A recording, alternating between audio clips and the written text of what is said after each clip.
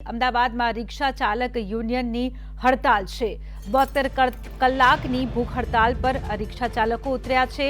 તેમની 4 જેટલી માંગણીઓ છે, તે લઈને રિક્ષા ચાલકો છે તે હડતાલ કરી રહ્યા છે। તો રિક્ષા ચાલકો છે તે હડતાલ પર ઉતર્યા છે। 72 કલાકની ભૂખ હડતાલ પર રિક્ષા ચાલકો છે તે ઉતર્યા છે। રિક્ષા યુનિયન છે તે હડતાલ પર ઉતર્યું છે।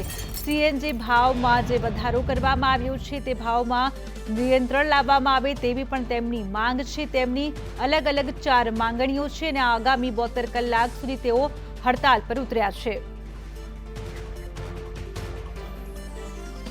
વધુ વિગત મેળવીશું અમારા સંવાદદાતા નિકુલ પાસેથી। નિકુલ, રિક્ષા ચાલકો છે તે હડતાલ પર છે, 4 પ્રકારની માંગણીઓ છે, કઈ કઈ માંગણીઓ છે આ?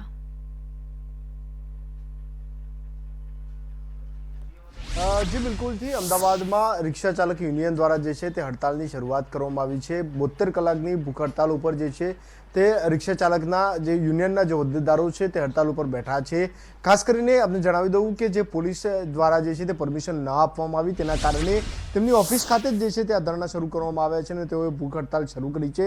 તેમની અલગ અલગ જે 4 જેટલી માંગણીઓ છે, ખાસ કરીને અત્યારે જે મોંઘવારી દિવસે ને દિવસે વધી રહી છે અને તેમાં પણ સીએનજીના ભાવ છે તે વધી રહ્યા છે, તે જોતા જે છે તે મહત્વની માંગણી તેમની સીએનજી ભાવ ઉપર જે નિયંત્રણ લાવવાની છે તે કરવામાં આવી છે। તેની સાથે અન્ય 3 જેટલી જે માંગણીઓ છે તે કરવામાં આવી છે, જેમાં રિક્ષા ચાલકો માટે એક કલ્યાણ બોર્ડની રચના છે, સાથે જ પોલીસ દ્વારા જે થતી હેરાનગતિનો પણ સમાવેશ કરવામાં આવ્યો છે। આપણી સાથે ભૂખ હડતાલ ઉપર બેઠેલા રિક્ષા યુનિયનના એ આગેવાનો છે, તેમની સાથે વાત કરીશું।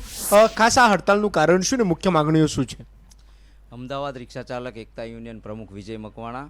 છેલ્લા ઘણા સમયથી રિક્ષા ચાલકોના પ્રાણ પ્રશ્નો માટે અમે રજૂઆત કરતા હતા, આવેદનપત્ર આપ્યા, રૂબરૂ મુલાકાત કરી, લાગતા વળગતા દરેક અધિકારી સાથે, પરંતુ એનો કોઈ હલ કે નિકાલ આવ્યો નહીં।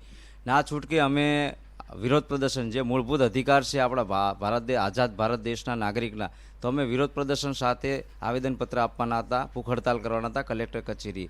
તો છેલ્લા 4 મહિનાથી અમારી સતત પરમિશનો રદ કરવામાં આવી છે। એટલે આ તો આપણે આઝાદ દેશના નાગરિક ના કહેવાય, ગુલામ કહેવાય કે એ ધારે એ જ કરવું, આપણે ધાર્યું કશું ના થાય। જેમાં રિક્ષા ચાલકો પીડાઈ રહ્યા હોય, એમના પ્રશ્નો હોય, એની રજૂઆત આપણે જો ના કરી શકતા હોય, કારણ કે આવેદનપત્રો અને રૂબરૂ રજૂઆત તો ઘણી કરી, પરંતુ કંઈ તો હલ તો આવતો નથી। તો આ અમે વિરોધ દર્શાવી અને જણાવવા માગતા હતા, તેમાં અમને પરમિશન આપવામાં ના આવી, તો ના છૂટકે અમે અમારા કાર્યાલયથી આ ભૂખ હડતાલ કરી રહ્યા છીએ। 72 કલાકના અનશન ઉપર બેઠા છીએ। હાલ હું અને મારા હોદ્દેદારો યુનિયનના રોજે રોજ અલગ અલગ બીજા પણ બેસવાના છે, ઘણા લોકોના સમર્થન મળી રહ્યા છે। મૂળભૂત મુદ્દા એ છે, સૌથી પહેલો મુદ્દો આપણે જણાવી દઉં કે રિક્ષા ચાલકોને જે પોલીસ તંત્ર દ્વારા કલમ 188 ને 283 કરે છે, તેમાં એટલો મોટો ગુનેગાર રિક્ષા ચાલક નથી કે એની ઉપર આવી મોટી કલમ લેવામાં આવે અને એ લોકોને જામીન લેવા પડે।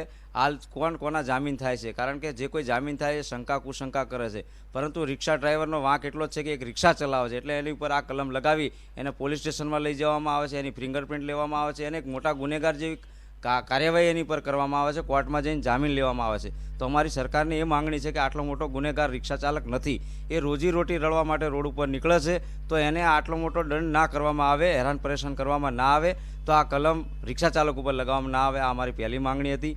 બીજી માંગણી છે કે વારંવાર સીએનજી ગેસમાં આપણે જોયું છે ભાવ વધારો થતો જ રહ્યો, સતત જોવા જઈએ તો 1 તારીખે 1 રૂપિયાનો ફરી એક વખત કમરતોડ ભાવ વધારો રિક્ષા ચાલકો ઉપર કર્યો છે, તમામ સીએનજી વપરાશકર્તા ઉપર કર્યો છે। તો એનો પણ અમારો વિરોધ છે કે વર્ષમાં 1 કે 2 વખત સીએનજી ગેસનો ભાવ વધે, વધુમાં એમાં કહું તો રિક્ષા ચાલકો માટે એમાં સબસિડી કરી આપવામાં આવે, આ અમારી બીજી માંગણી છે। ત્રીજી માંગણી છે અમારે કલ્યાણ બોર્ડની, કે રિક્ષા ચાલકો માટે કલ્યાણ બોર્ડની રચના કરવામાં આવે, જેની અંદર રિક્ષા ચાલકોના બાળકો, એના ઘર પરિવારને કોઈ સહાયતામાં આપી શકીએ, એની માટે આની રચના કરવા આવે। વર્ષો જૂની આ અમારી રજૂઆત છે। અને સૌથી અગત્યની વાત, જે ડિજિટલ મીટરની અંદર કોઈ પણ પ્રકારની યોગ્ય વ્યવસ્થા નથી। અવ્યવસ્થાને જો યોગ્ય કરવામાં આવે તો સારું, નહીં તો રિક્ષા ચાલકો માટે આ ડિજિટલ મીટર રદ કરવામાં આવે, એ અમારી ચોથી માંગણી છે। આમાં માંગણી લઈને અમે સૌ કોઈ બેઠા છીએ હાલ। બિલકુલથી માંગણીઓ તો છે, પરંતુ ક્યાં સુધી આ હડતાલ જે છે તે ચાલુ રહેશે અને કોઈ સરકાર તરફથી આપને મળવા માટે આવ્યું છે ખરું અહીંયા? ના, આજ સુધી કોઈ સરકાર તરફથી મળવા આવ્યું નથી અને અમારી 72 કલાકની ભૂખ હડતાલ છે। 72 કલાક પછી અમે ચાલુ રહેશે આંદોલન। જી, તો બિલકુલથી કહી શકાય કે જે રીતે જે રિક્ષા ચાલકો છે તેમની જે હડતાલ છે તે આજે પણ જે છે તે યથાવત છે. 72 કલાકની આ ભૂખ હડતાલ શરૂ કરવામાં આવી છે. પોલીસ અને કલેક્ટર દ્વારા પરમિશન ના આપતા તેમને તેમની ઓફિસ ખાતે આ ધરણા શરૂ કર્યા છે અને હાલ તેમની અલગ અલગ 4 માંગણીઓ લઈને તેમને ભૂખ હડતાલ કરી છે, જેમાં એક પછી એક લોકો જોડાઈ રહ્યા છે.